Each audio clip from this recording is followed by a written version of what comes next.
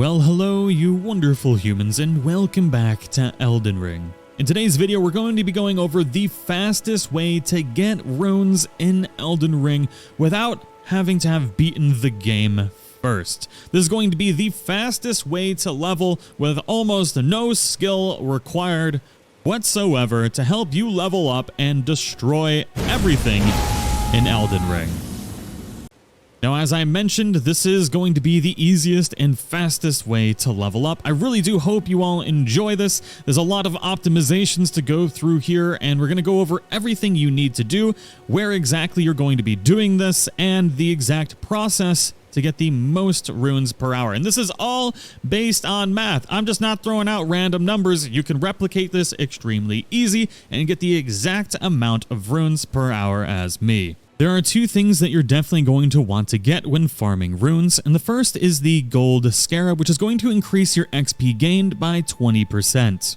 In addition to this, you're going to want to make the gold pickled foulfoots, which is going to boost your runes by another 30%. Now, I do have video on exactly how to get both of these in the same video. I'll leave a link in the description and in the cards on the top right corner right now. Highly recommend doing it because you're going to get 50% more runes just by using these two items. Now, there are a couple other items that we're going to need. We're going to want to use a longbow for this, or a crossbow will work as well. I just like using the longbow. You'll need to pick up some arrows, which you can get from any of the NPCs and buy them from them.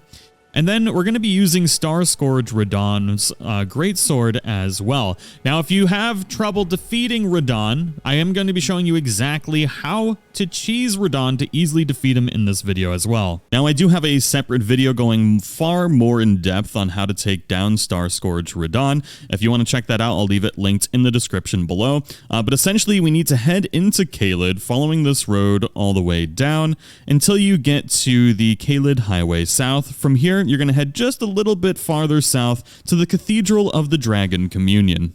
From here, you're going to want to go to the altar, and you're going to want to pick up something called Rotten Breath. You're going to need to give this altar a dragon heart to be able to unlock it, but it is so good. Now, this particular spell causes Scarlet Rot, and all you need to do is hit Radahn 2 times in phase 1 with this to be able to take him down to half health, and then 2 times in phase 2 to be able to kill him. Now, before you go in, you're going to want to make sure that you have one of your incantation equipment, your finger seals, equipped on your right hand, so that way you can easily cast the spell when you need to. Now, you're also going to want to have a few of your flasks set for FP regen, and once you get inside, the main goal is to just not get hit. He's going to be shooting these purple arrows at you that you can dodge through or under, and then you're going to start reviving your fallen friends. So keep dodging these purple arrows, and you can also use the weapons that are in the field to be able to actually absorb one of the hits.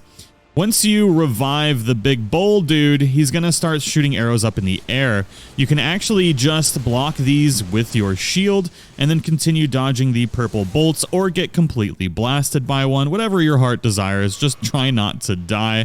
It's okay if you get hit by 1 or 2 of them, but the shield does work really well for these arrows if you're very far away. We're going to revive this last friend over here to be able to be a healer. And then from here, we're going to hop on our horse. We're going to run in and pick up this last friend. And now we do have our finger seal equipped, and we have Rotten Breath ready to go. We're going to be patient and wait for an opening behind Radahn to run in and apply 1 level of this Rotten Breath. We need to apply 2 of them. So do it and then run away, because sometimes this will cause him to aggro you rather than the friends. And the goal is to just keep running from him until he starts focusing on your friends anymore. Basically, this is a game of sacrifice. We're sacrificing our friends to live. This is a game of patience. If you try and rush in too soon, you might just die. So there we go. He's aggroed his friends again, and what we can do now is just run in, get an opening behind him. We have to apply 2 levels in each phase. There's 2 phases to this fight, and each time we need to hit him with at least 2 rotten breaths. That's all we need to do is 2. Now that we've hit him with 2, he's actually taking damage every second. This is going to take him all the way into phase 2. And our main goal right here is to just keep running away until he disappears off the map. If at any point in time he starts just chasing you again, just keep running away. And once he hits about halfway health or just below half, he's going to disappear. You'll hear the music get quieter, which means he's kind of vanished. You can run around and gather up your friends, but he's going to come like a freaking meteor out of the sky, and you just need to run away from the direction that he's falling in. He's going to hit the ground, and now you have entered phase 2. At this point in time, what I do is I just keep running away from him, making sure I revive all of our fallen friends, so that way they can be the focus of his hatred. I don't recommend running into him. He can easily one-shot you in this phase. If you keep running away from him and kind of at an angle, then you shouldn't get hit by any of his ranged attacks or anything like that. But the main goal is just patience in this phase. I know it looks like he's almost dead, but he can go crazy in this particular one. There we go. Now he's focused on our friends, and this allows us to have an opening to apply our first level of Rotten Breath. Basically, when he disappears, it resets all the debuffs on him, so we have to reapply Rotten Breath. We hit him once, we're just going to run away very quickly and wait until we verify that he has aggroed our friends once again, which it looks like he has, but I'm just going to go around and make sure that we revive everything that we can. Because sometimes, even when he's aggroed your friends, if you run into him, he'll like charge at you, and like, I don't even know what kind of attack it is. I've just died instantly. So I've learned at this phase 2 in particular, patience is very, very much key. I'm going to run around the edge of this here just to make sure there's no more friends. And then we're going to try and just come at him from the back and apply our last level of Rotten Breath, which should allow us to easily defeat Radon. What we need to do after defeating Godric or Radon is heading back to the first step, where we're going to see a message where Vare used to be. We're going to read this message, and we're going to go seek him at the Rose Church. Now, getting to the Rose Church is pretty dang easy. You can take the shortcut around the castle if you want and get to the Lake of Facing Cliffs, and then kind of run down through the water all the way through here, up to the Rose Church. There is no site of grace here, but once you get here, you'll see our lovely friend covered in blood standing outside. Now, when he asks you a question, just make sure to pick the top choice and then continue through the dialogue. After you're done talking to him the first time, then talk to him again, and he's going to give you some bloody fingers. Now, once you get these bloody fingers, you're just going to go into your inventory, and you're going to use one of these to try and attempt to join another player's world. It doesn't matter if you win or lose that fight, you just need to do this 3 times before returning to Vare. After you do your 3 invasions, you should be able to go back to Vare and have another conversation where he will anoint you and provide you with the Lord of Blood's favor, which we need to go get the blood of a maiden, so that's fun. Now, to get our maiden's blood, we're going to go to the Church of Inhibition. Now, to get here, the easiest way I've found, there's actually 2 different ways. You can go up through here to the Mausoleum compound and then jump down the stones here to get to this highway.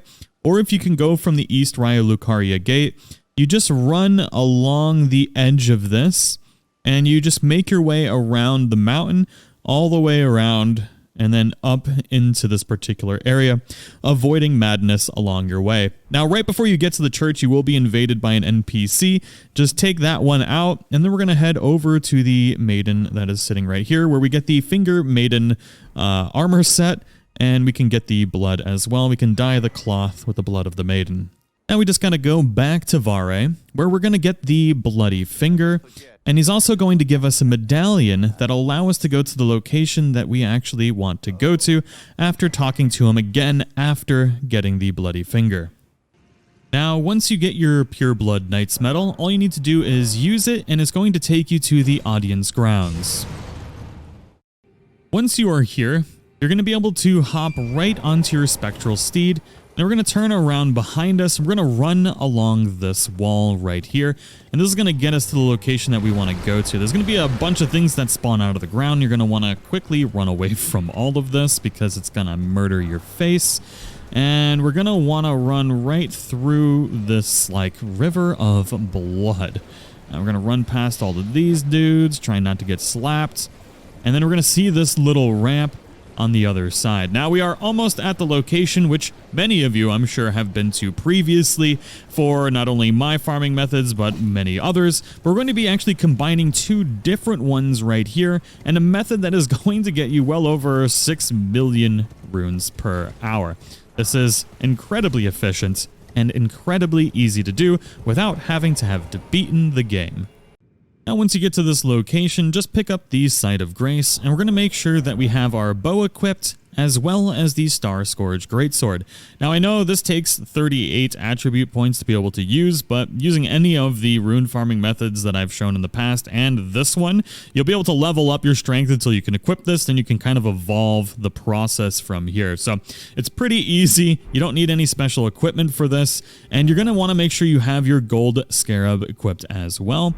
And then once you're ready to initiate this, the best thing I like to do is to pop the gold pickled fowlfoot, and then we're going to rest so that way we can reset the spawn of the chicken that we're going to be shooting and everything else. So once you rest, you're going to get right up, you're going to equip your bow, you're going to run to this rock right here, you're going to click in on R3 to be able to see the chicken, and then you're going to shoot it as it turns.